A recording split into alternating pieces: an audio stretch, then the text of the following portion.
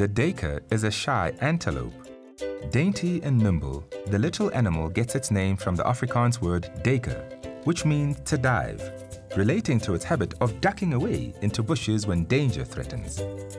Duiker are very gentle and shy creatures, so if you do ever actually come across one, it's a privilege. Yvette Ehlers-Smith is a zoologist studying duikers for her PhD. As part of her research, she has set up camera traps throughout KwaZulu-Natal. Camera trapping has revolutionized conservation research because it actually gives us an insight into very shy species in dense habitats and things where actual observers can't actually see the animals and be able to count them accurately. She says she's been getting some rather interesting results. For instance, different species of duiker are often caught hanging out together.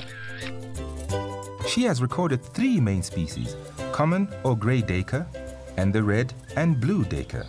The blue duiker is considered vulnerable to extinction because there are so few of them left. The blue and the red duiker are classed as forest specialists. So you'll most likely only see them in high canopy with lots of dense scrub cover underneath, where the grey duiker prefers more open areas, but also areas where they can find refuge if they need to avoid predators. Predominantly a herbivore, one of the most interesting facts about the common duiker is that it is also known to feed on insects, small reptiles, birds, and even carrion. In this photograph, you see a grey duiker and a blue duiker foraging together.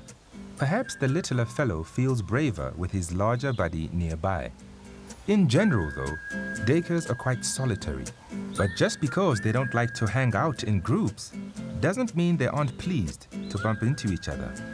Pairs will meet each other and they will groom each other. So they will give each other little nibbles on the neck or rub noses. And that's also another way of distinguishing different individuals from each other. So it's a bit of a greeting ritual that duikers can have.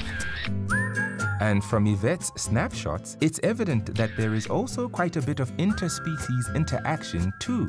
In urban settings, vervet monkeys and duiker often team up.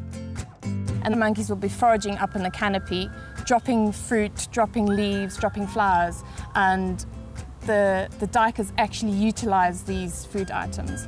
And it has got potential to be equally beneficial. So the duiker on the ground can be like an early warning system as well, because species like vervets and the duiker share predators, crowned eagles and caracal and things like that. But of course, the greatest threat to duiker is humans. We are seeing more and more species, not just the duikers, being pushed into closer proximity with humans. Ian Leaf is a landscape gardener who lives on a small holding in Drummond in the KZN Midlands. When we moved here, there were less houses and open areas where the duiker could roam around. Now they're restricted very much to the road verges and a couple of patches of bush. Being trapped in these small forest oases so close to humans is affecting their natural behavior. Duikers tend to be more crepuscular, so they're very active in the early morning and the late afternoon, early evening hours. But with this study, I'm actually finding that in really urbanized areas or where there's lots of disturbance, their activity patterns are actually shifting. So they're being active for longer in the evening. So they're actually shifting towards a more nocturnal activity pattern. Poaching is also having a terrible impact on duiker species. Hunting with dogs is also a real threat to duiker because they're very easy to catch and they're also very easy to carry. You don't need a big bag to be able to conceal your trophy. Although skittish, Yvette says it is possible to encourage duiker to use gardens as a refuge, provided there are no dogs. Ian says he's tempted some onto his land by planting juicy indigenous semi-succulent plants. 2 good ones are the carissa, also known as nam-nam or matangulu. This is also their favorite, which is portulacaria.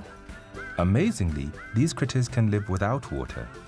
They get enough moisture from the plants that they eat. The duiker.